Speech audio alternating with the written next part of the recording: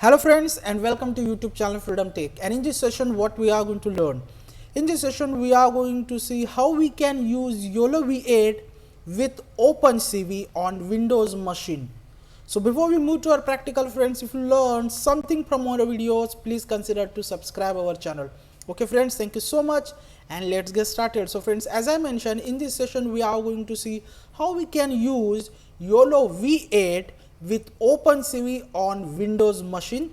This is what Windows 11. Of course you can use Windows 10 machine also. So first what we want here, we want our Thony Python IDE. So visit their official website thony.org, then go to the Windows and download latest Thony version. As you can see, Thony 4.0.2. so just click on here and it will download our setup.exe file, which I have already downloaded, and then simply click on next and it will install Thony on our Windows machine. So I have already installed Thony Python IDE. As you can see, this is what our Thony Python IDE. Simple. So now simply we are going to open our Thony Python IDE. So let's just open Thony, then go to the tools, then click on manage packages, and we need here ultralytics and opencv-python. So first we are going to install our opencv. So opencv-python, just hit enter. First package opencv-python 4.7.0.68. so this is what latest version which available on Thony. So you need to simply click on install and it will install opencv on our Windows machine. So I have already done with opencv-python package. Then we need our ultralytics package. So just search for ultralytics, just a minute, it's ultralytics. Okay, ultralytics, just click on search on PyPy and ultralytics yolov8, first one, just click and click on install button. It will install ultralytics also on our Windows machine, which I have already installed. So I have already done with package installation step. So this is how you need to install opencv-python and ultralytics on Windows machine. So what we are going to do, simply for today's session I have create here a repository, and the repository name is yolov8-opencv win11. I will mention link, copy and paste link inside the browser, then go to the code and simply click on download zip. It will download our zip format folder. Then we are going to simply click on here show in folder, and then this is what our folder. Right click WinRAR and click on extract to. It will extract our folder. As you can see, this is what our folder, yolov8 opencv win11-main, then again same folder. So inside that we have our video file. So this is basically video file link which we are going to download. So just download, right click, and we are going to click on open with notepad. This is the link for our video. So copy the link. Now we are going to close all these things and just paste link inside the browser. Ctrl+V, hit enter. So click on download and it will download our video zip format file. Then we are going to extract our video file. Okay, so friends, we have successfully downloaded our video file. So if I click here show in folder, this is what our zip format video file. So again right click, click on extract, and we are going to extract our video file. So this is what our video file folder, inside that we have our video. So just right click, cut, and we are going to paste our video file inside our yolov8-opencv win11 main folder, same, and just paste it. That's it. So now we have our video file. Now I have already create a basic code. So we are going to open our basic code. Simple. So test.py, this is what the Python code, just click on and it will open our code with the help of our Thony Python IDE. So this is what our test.py. Let me close untitled. So import cv2, then we are going to use here a pandas data frame. So import pandas as pd, import numpy as np, and this is what our main module from ultralytics import yolo. Okay, so this is the basic thing.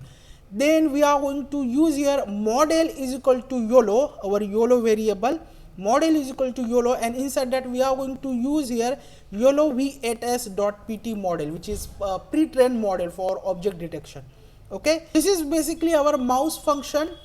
This function is basically provide us mouse coordinates. When we move our mouse on the frame, it will provide us a mouse cursor XY coordinates. Okay, so in last session I have already explained all this. So we are going to use here a same method for yolov8 also. So just scroll down, and then this is what our video file. Okay, with yolov8.mp4. So if I open, as you can see, this is what our mp4 file name with yolov8. So I have mentioned here the file name. Then we are going to use here a coco.txt file for class name, which I have already mentioned inside our repository. As you can see, this is what our coco.text, and this is the all object name, the all object classes name, person, bicycle, motorcycle, okay, all these things. So I already mentioned the coco dataset file. Then if I scroll down here, this is the basic method for calling our cap.read. We are going to call our video frame. So red frame cap.read, then resize method. Then we are going to basically skip some frames for speed. So for that I have mentioned here a count plus is equal to 1. It will basically skip 3 frames. Then results is equal to model.predict. We are going to use our model variable because our model is basically our by default pre-trained model. Okay, as you can see, model variable. So we need to of course call our model variable. Results is equal to model.predict, and inside that we are going to pass our frame. Simple. Then cv2.imshow method, wet-key method, cap.release, and cv2.destroy all windows. So this is completely basic method for yolov8. This is not basically a motto for our today's video. I already mentioned we are going to see here how we can use opencv method for object detection with the help of yolov8. So this is completely basic method. So now what I am going to do, we are going to simply mention here show is equal to true, and then it will detect the object. Also it will draw the bounding box on our objects. This is by default method for yolov8. So let's just first check our video and our objects.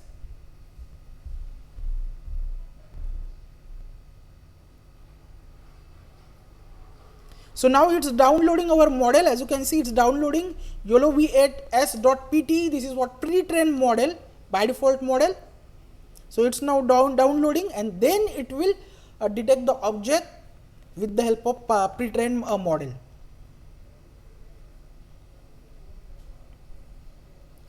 So friends, as you can see, this is what our video, and I am sure the back side we have, I think we have our image. Okay, but this is what our video file, and from this video file, as you can see, it's detected car, truck, bus, person. So our by default model is perfectly working. This is the by default method for yolov8 object detection. Simple. So we have done. But as I mentioned, this is what not our motto. Our motto is how we can use opencv method. So simple, what we are going to do, if I print here results, okay, if I print the results, and we are going to remove this show, and then we are going to mention here 0 because we want to freeze our frame. If I save the code, if I run the code, so as you can see, this is what our first frame. And inside shell we have some information. So let me show you. As you can see, inside shell we have our information. This is what basically our bounding box, confidence, and class. So 0, 1, 2, 3. This is what our bounding box, rectangle coordinates. Then this one is our confidence level for object detection, and at the end we have class. Okay, So somehow we need to convert this for opencv purpose. Okay, so for that what we are going to do, first we need to make this shell minimize, just a minute, like this way. Now we know what we have inside our results, so simply we are going to comment our print result. Now here we are going to create a new variable which is a is equal to our results variable. From results we are going to use a first frame. Okay, so result 0, then boxes dot dot boxes. Okay, so now if we print here, if we print a, if I save the code and if I run the code,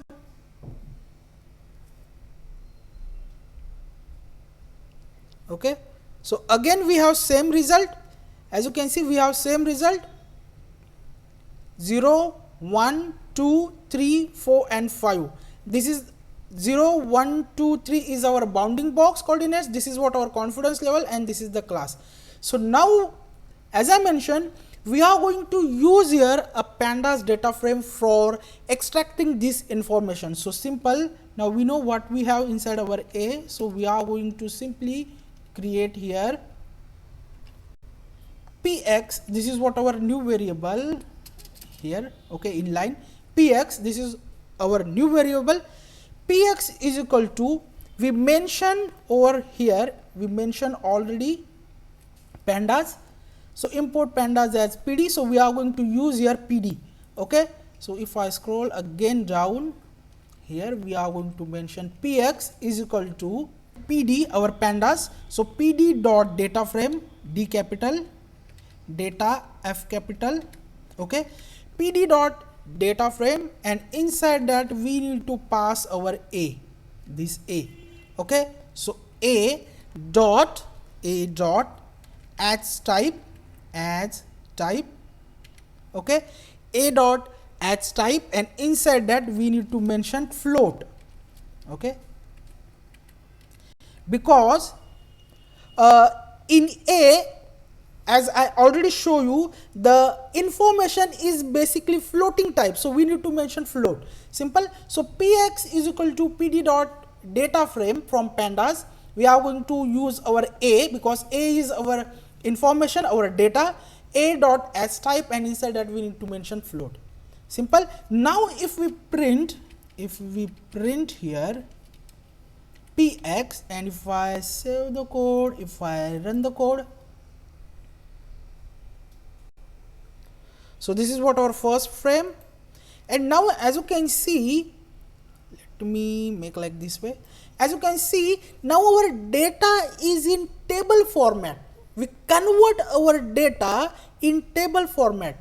This is what the index, this is the index, this is the 0, this is 1, 2, 3, 4, 5. So 5 is basically our class, this is the fourth number table is basically our confidence level, then 0, 1, 2, 3, this 4 is basically our bounding box coordinates. Okay, simple. So we convert our data in table format using pandas. So we know what we have inside our print, what we have inside our px, so we don't want now print px. Okay, so now we are going to move next. So now we have our all data in our px. So px is basically what? Again let me show you. Px is basically, as I mentioned, px is basically our table. Okay, inside the table we have our information. So just a minute.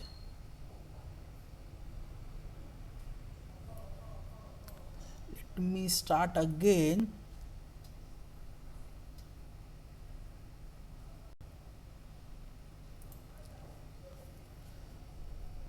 Think I forget to uncomment the print. Okay, oh yes, I forget to uncomment the print.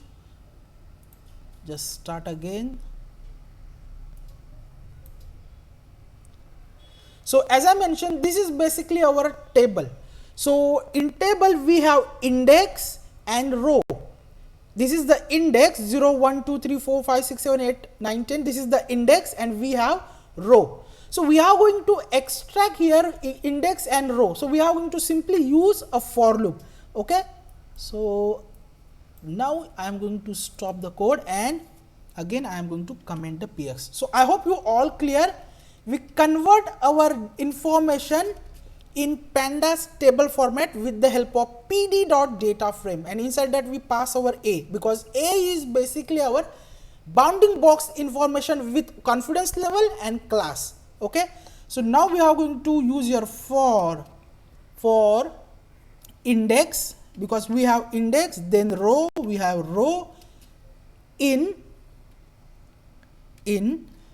then we are going to use here px, and in pandas we have iterRows function, iterRows. Okay, so px dot, that function we are going to use here iterRows.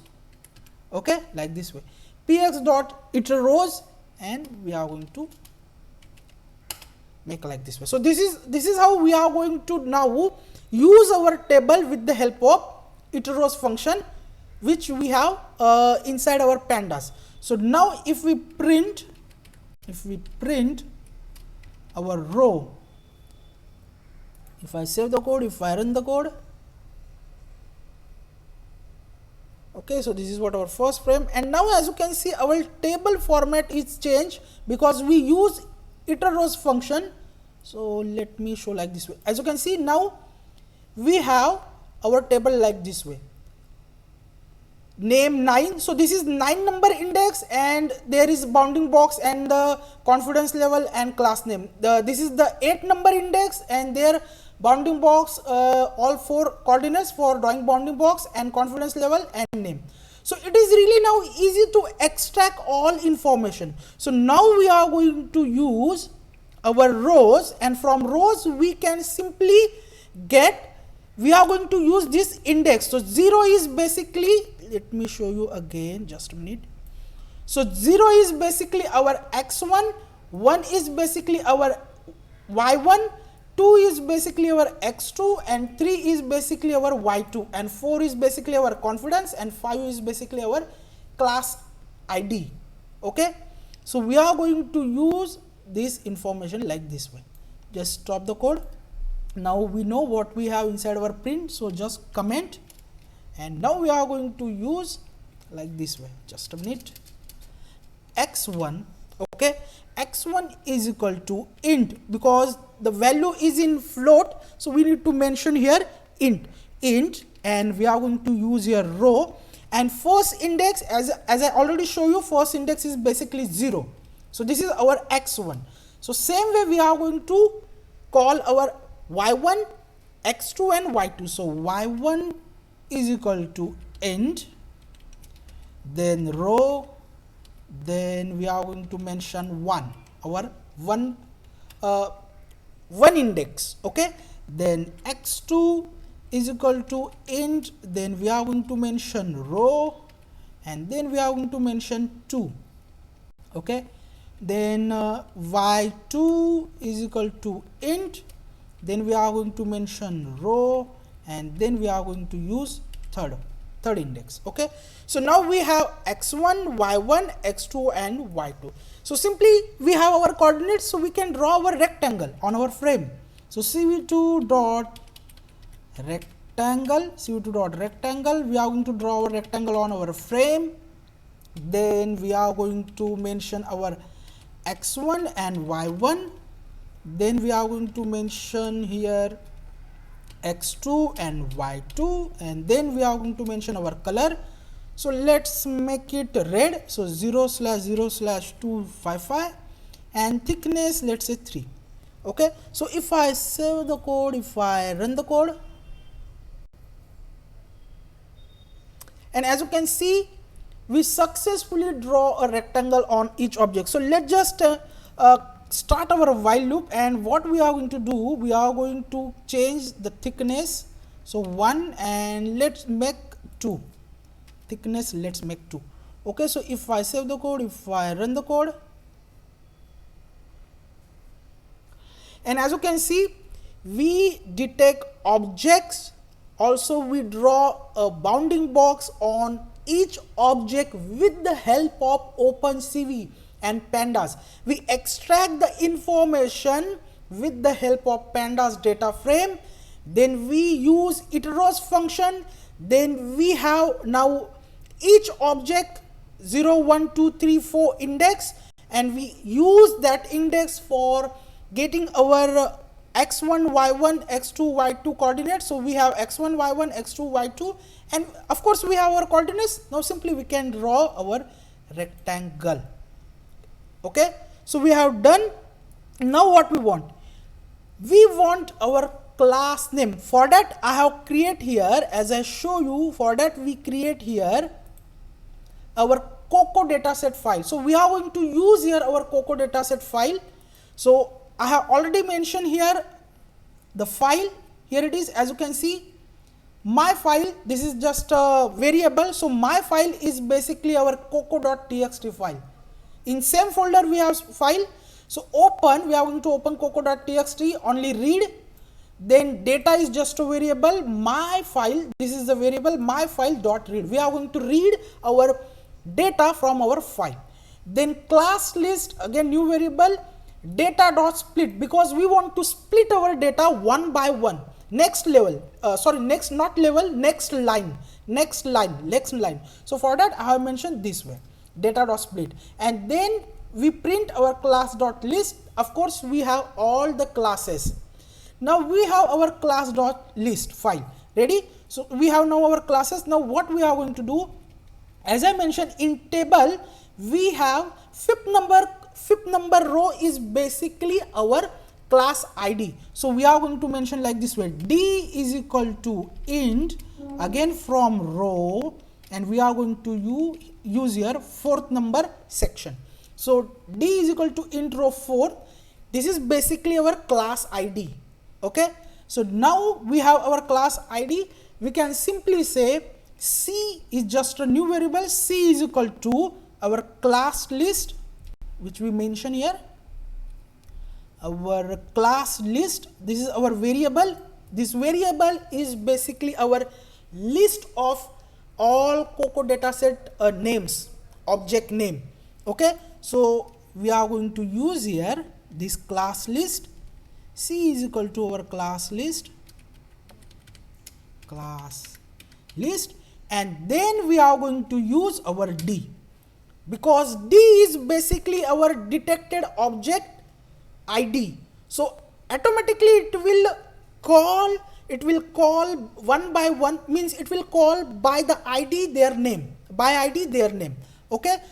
Now simply we are going to use here cv2 put text method, and we are going to put our class name on our bounding box. So cv2 dot put text, okay, cv2 dot put text, we are going to put the text on our frame. Then we are going to mention here our class. So our class is basically C, str in string format C. Then where we want to put our text, we want to put our text on our rectangle top. So x1 and the y1, so x1 and y1, which is our rectangle top corner.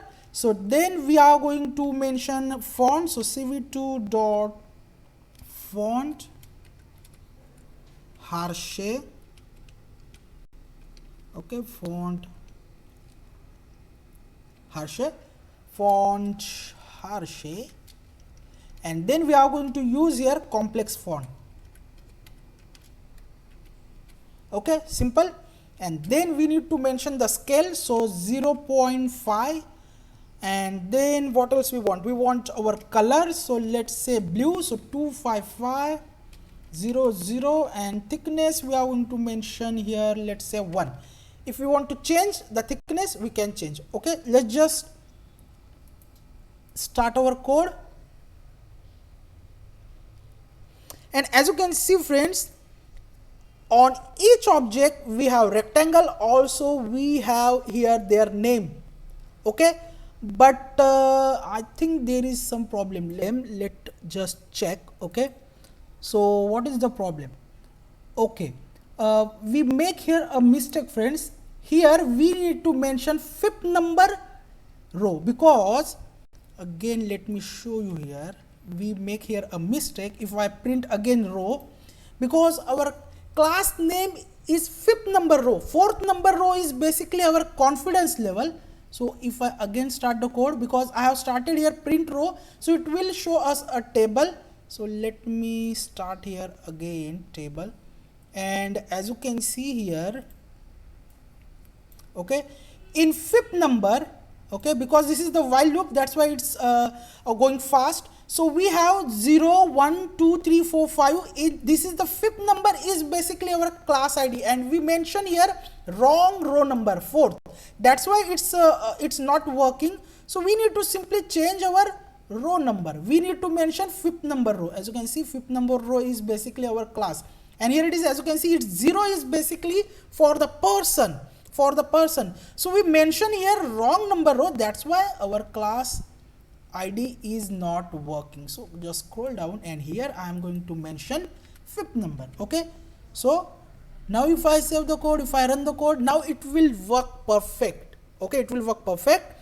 And as you can see friends, as I mentioned, this is what our car, this is what our truck, we have here person, so we have here bus, and as you can see, we successfully draw a rectangle. We successfully put the text on each rectangle for each object with the help of Python and opencv.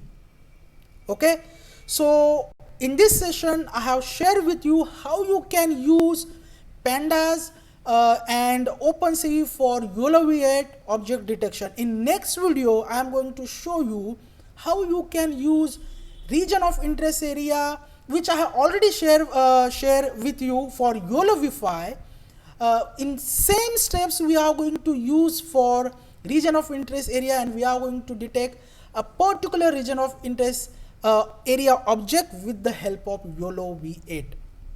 So I hope you will learn something from this video. We'll meet our next video. Till then, thank you, take care, and bye bye.